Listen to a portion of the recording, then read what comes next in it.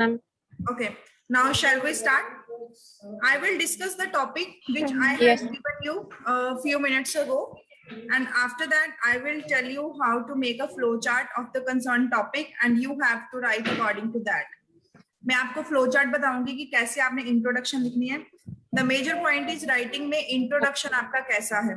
अगर आपका इंट्रोडक्शन अच्छा है तो आप राइटिंग में अच्छे बैंड स्कोर कर सकते हो. अगर आपका इंट्रो नहीं अच्छा और BP1 BP2 कंक्लूजन आपने बहुत अच्छे लिखे हैं तो एग्जामिनर आपको मार्क्स नहीं देगा. Your introduction should be very impressive to score more than 7 bands. Okay, 5.5 6 bands ये स्टूडेंट्स ले लेते हैं. ग्रामर अगर ठीक है, वोकैब अगर अच्छी यूज की है, बट अगर आपको 6.5 7 या उससे अबव बैंड स्कोर करने हैं तो आपको एक स्ट्रेटेजी फॉलो करनी पड़ेगी फ्लो चार्ट की. Okay, so first of all the topic.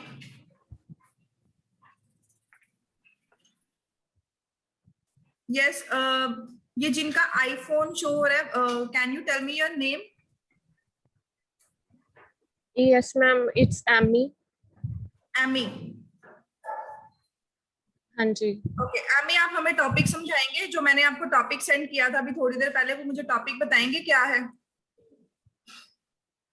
Yes, ma'am. There are two lifestyles: work more and spend more, and work more and save more. Which of these two lifestyle do you prefer and why? इन्होंने बोला है कि हमें ज्यादा काम करना चाहिए और ज्यादा स्पेंड करना चाहिए, या फिर ज्यादा काम करना चाहिए और सेव करना चाहिए मनी को. और इन दोनों में कौन सा लाइफस्टाइल मतलब प्रेफर करना चाहिए और क्यों करना चाहिए? ओके, यस जोत, आपको ये टॉपिक पढ़कर क्या लगा? And same as earlier said that the lifestyle is given that one should work more and spend more. Second lifestyle is work more and save more. मतलब फर्स्ट में क्या है कि वर्क ज्यादा करना चाहिए और स्पेंड भी ज्यादा करना चाहिए, और दूसरे में क्या है वर्क ज्यादा करना चाहिए और सेव ज्यादा करना चाहिए. और which of these two lifestyle do you prefer and why? Which of these two lifestyle मतलब इन दोनों में से कौन से दो लाइफस्टाइल, लाइक वर्क मोर और सेव मोर और वर्क मोर और स्पेंड मोर, आप कौन सा प्रेफर करते हैं एंड व्हाई? ओके, तो अभी आप इसका इंट्रोडक्शन कैसे स्टार्ट करेंगे? सीधा work more spend more, work more save मोर, यहाँ से इंट्रोडक्शन स्टार्ट करेंगे या कुछ और है आपके पास तरीका स्टार्ट करने का? नो मैम, जैसे इसमें हम देख सकते हैं कि मनी की बात हो रही है, तो हम मनी के रिगार्डिंग कुछ कोई पहले लाइन लिख सकते हैं स्टार्टिंग में. बेस किसको बनाएंगे आप? मैम मनी को. ओके, यहाँ पे मैं आपको जो स्ट्रेटेजी बताने लगी हूँ कैसे राइटिंग हमने करनी है, इंट्रोडक्शन कैसे लिखनी है, वो है फ्लो चार्ट.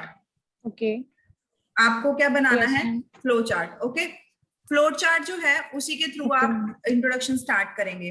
तो मुझे स्टार्ट कहाँ से करना है? बेसिकली यहाँ पे बात किस चीज की हो रही है? वर्क और सेविंग की. सेविंग.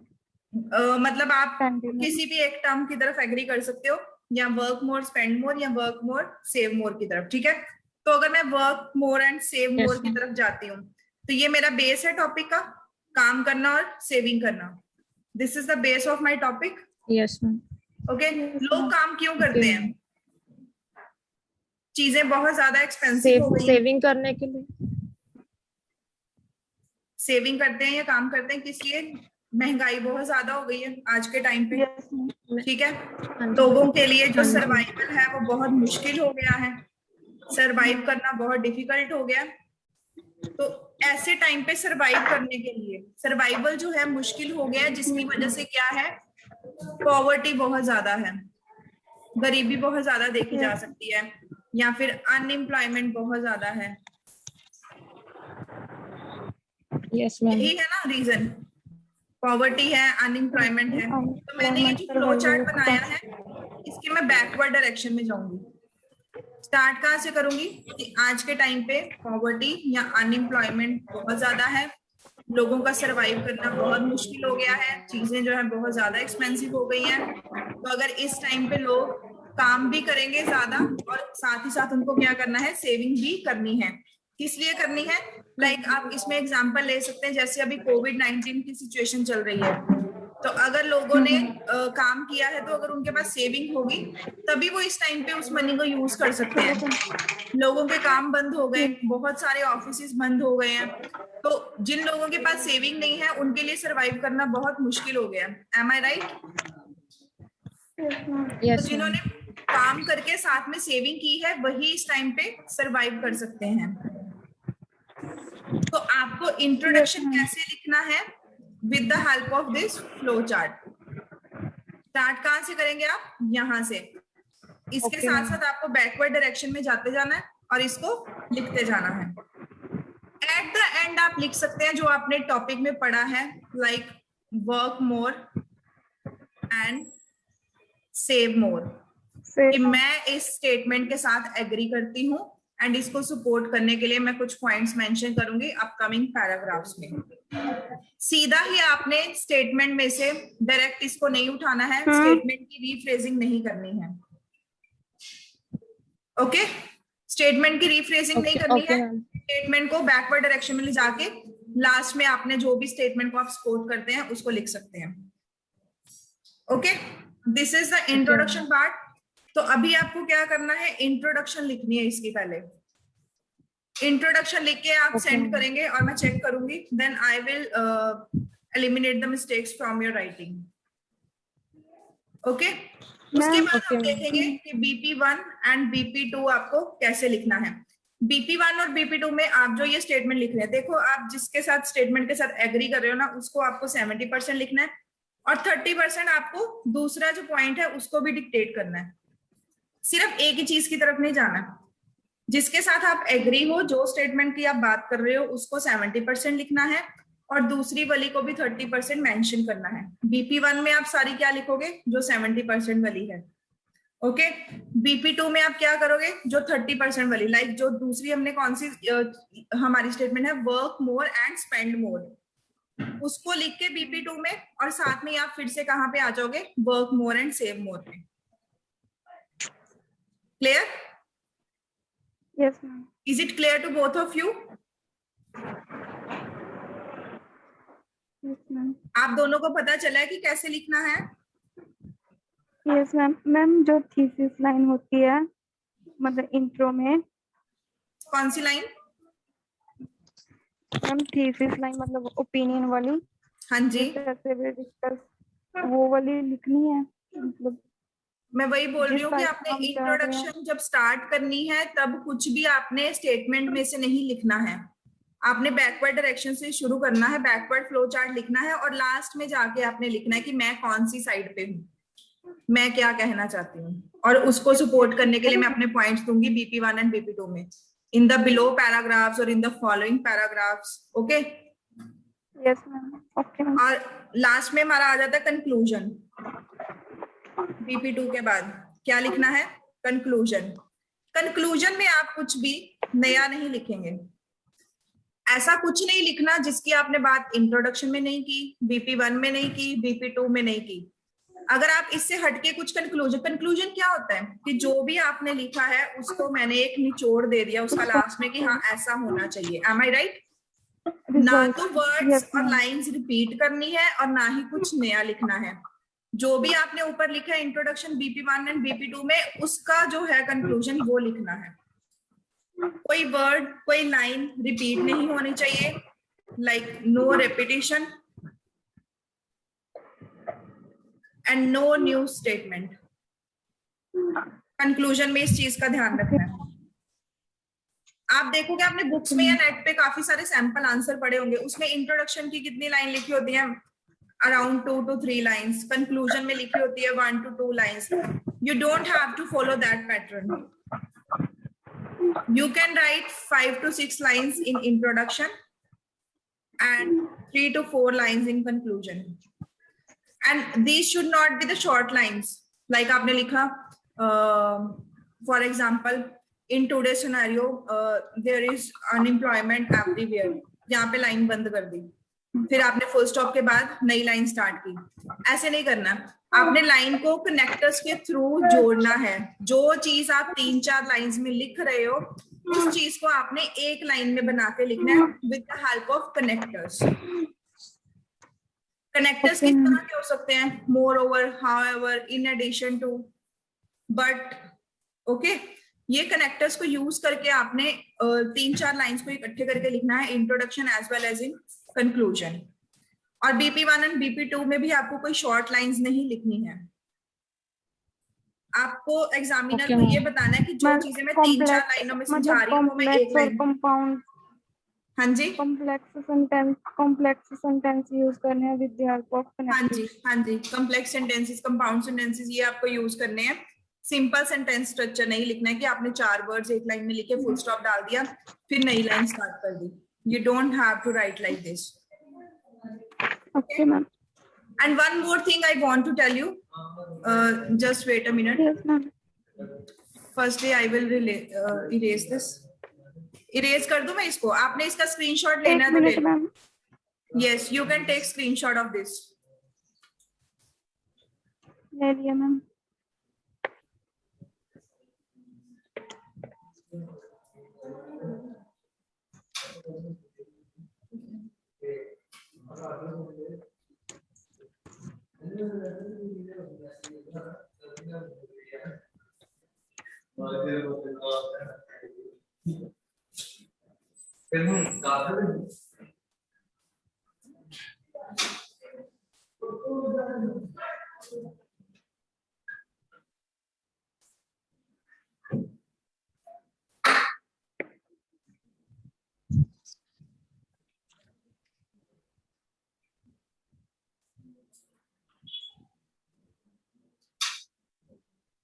Yes, ले लिया स्क्रीनशॉट आप दोनों ने? Yes ma'am. Yes. Erase कर दो। Yes, ma'am.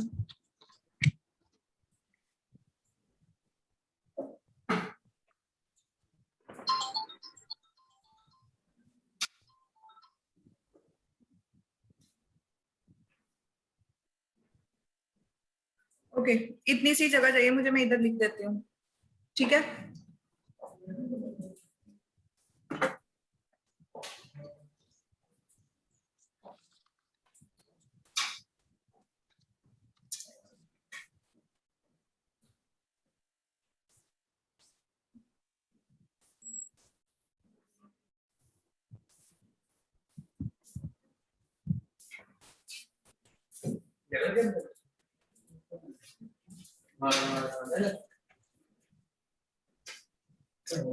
Wait for a minute, please.